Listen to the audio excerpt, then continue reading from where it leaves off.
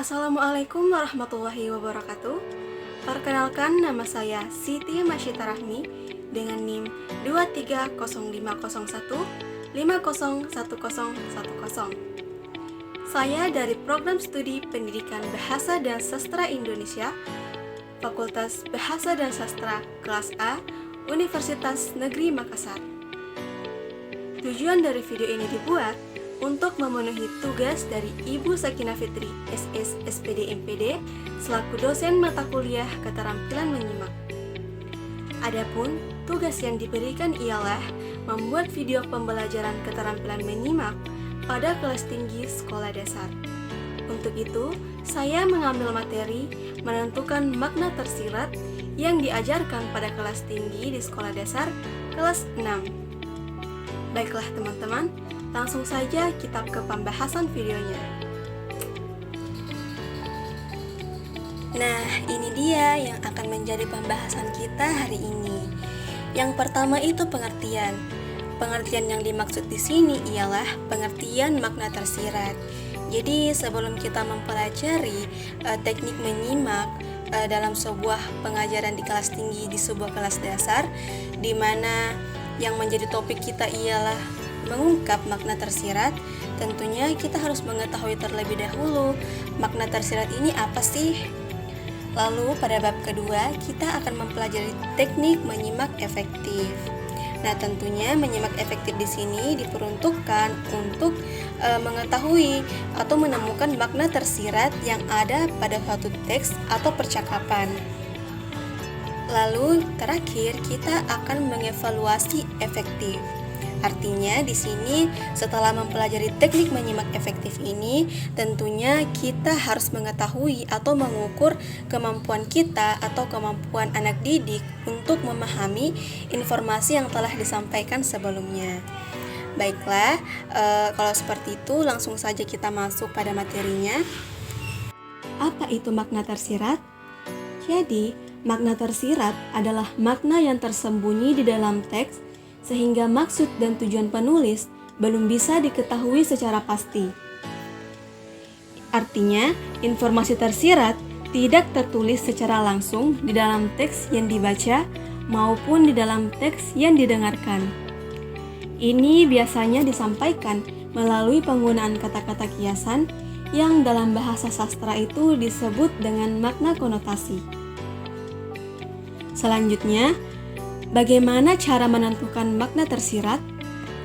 Jadi, dalam upaya untuk menemukan informasi tersirat, itu dapat dilakukan dengan menghubungkan data atau informasi dalam teks yang dikenal dengan istilah menyimpulkan isi teks atau membuat simpulan teks. Nah, pada umumnya ada beberapa cara yang dapat dilakukan untuk menentukan makna tersirat. Ya, seperti yang pertama itu memperhatikan konteks atau mengenali konteks.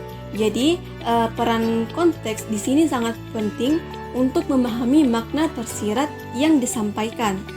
Seperti memperhatikan situasi, memperhatikan latar belakang, maupun memperhatikan audiens yang dituju dalam teks tersebut, itu secara tidak langsung dapat menginterpretasikan sebuah makna yang tidak dituliskan secara langsung oleh si penulis.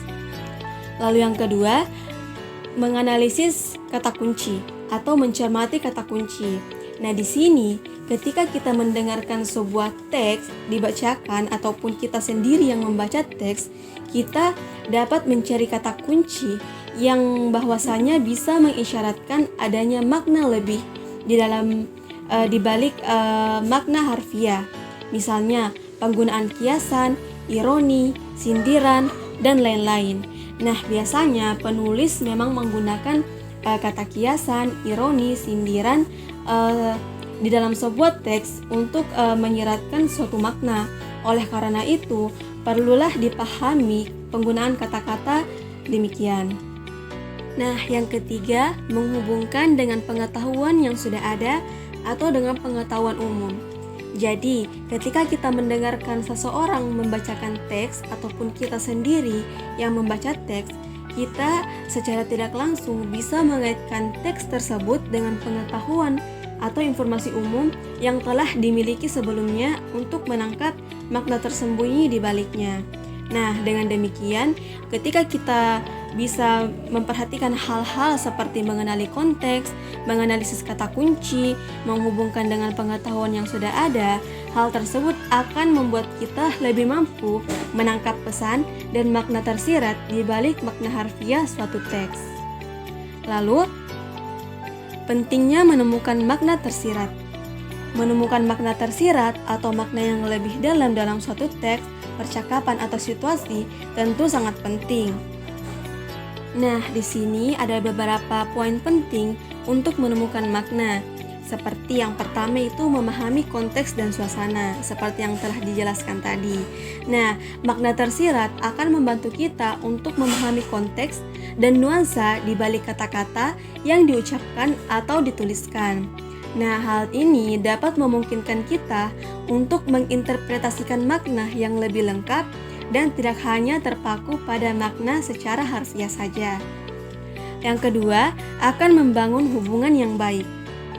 Nah, ketika kita dapat menangkap makna tersirat dalam suatu teks atau percakapan, hal tersebut dapat membantu kita untuk memahami perasaan, maksud, dan sudut pandang orang lain dengan lebih baik.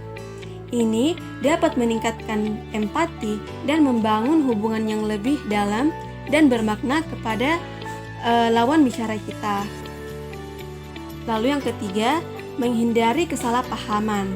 Nah, di sini tentunya ketika kita mendengarkan seseorang membacakan teks, tentunya ada peluang di mana kita dapat menginterpretasikan sesuatu yang berbeda dengan seseorang yang mungkin saja berada di samping kita, atau di belakang kita, ataupun di depan kita. Oleh karena itu, ketika kita mengetahui atau menemukan makna yang tersirat ini dapat menghindari kesalahpahaman. Nah, teman-teman, kini kita sudah beralih pada bab kedua, yakni teknik menyimak efektif untuk menentukan makna yang tersirat. Untuk mendapatkan makna tersirat dalam teks yang dibacakan pada saat menyimak, kita dapat menggunakan teknik dengar, teknik tulis, dan teknik baca yang mestinya dioptimalkan. Nah, di sini kita akan bahas satu persatu teknik ini. Yang pertama, teknik listening atau teknik dengar. Jadi, pada saat kita mendengarkan seseorang berbicara atau membacakan sebuah teks, fokus kita itu tidak semata-mata pada kata-katanya saja, tetapi kita juga bisa memfokuskan perhatian pada intonasi, jeda, penekanan, dan nada bicara dari si pembaca. Nah, dengan begitu, kita bisa mencoba untuk menangkap pesan terselubung yang disampaikan lewat bahasa tubuh dan ekspresi wajah dari si pembaca tersebut. Nah, dengan begitu pula, kita bisa mengidentifikasi kata-kata kunci atau kalimat yang sekiranya mengandung makna yang mendalam. Lalu yang kedua nih, ada teknik writing atau teknik tulis. Di sini ketika kita menulis hal-hal yang dibicarakan oleh si pembaca atau pembicara, kita tidak hanya semata-mata menulis poin-poin utamanya juga nih, tetapi kita juga bisa mencatat ungkapan atau kalimat yang terkesan ambigu ataupun bermakna ganda. Nah, di sini kita bisa buat catatan tentang isyarat nonverbal yang mencolok dari pembaca. Isyarat nonverbal yang dimaksudkan di sini ialah ekspresi, postur, tatapan mata, skinship atau sentuhan, dan penampilan fisik. Nah, isyarat nonverbal ini pada dasarnya sering dilakukan oleh si pembaca ketika ia berbicara dengan serius, ia lakukan secara tidak sadar. Tetapi sebenarnya ini tuh sangat penting dalam memperkuat, melengkapi, atau bahkan berlawanan dengan komunikasi verbal. Kemampuan membaca isyarat ini dapat membantu kita lebih memahami makna tersembunyi dalam sebuah interaksi. Jadi ketika teknik tulis ini digunakan, kita juga bisa menggunakan atau menuliskan pertanyaan atau keraguan tentang makna yang tersirat tersebut, jika memungkinkan atau jika mungkin ada. Lalu Yang ketiga ada teknik baca atau teknik reading. Jadi setelah selesai menyimak, kita bisa membaca kembali catatan yang telah dibuat. Kita bisa menghubungkan poin-poin utama dengan ungkapan ambigu yang telah kita catat sebelumnya. Nah, setelah itu kita bisa mencoba nih tafsirkan makna tersirat dengan mempertimbangkan konteks dan isyarat nonverbal yang telah dijelaskan tadi. Selain itu, selain membaca, kita juga bisa melakukan curah pendapat dengan orang lain di sekitar kita jika memungkinkan untuk berbagi perspektif.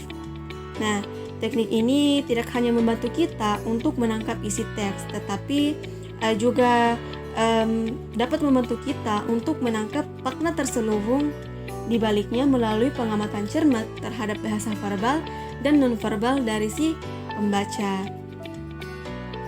Dan tentunya hal ini dibutuhkan kepekaan dan kecermatan dalam menangkap setiap detail untuk menyingkap makna tersiratnya.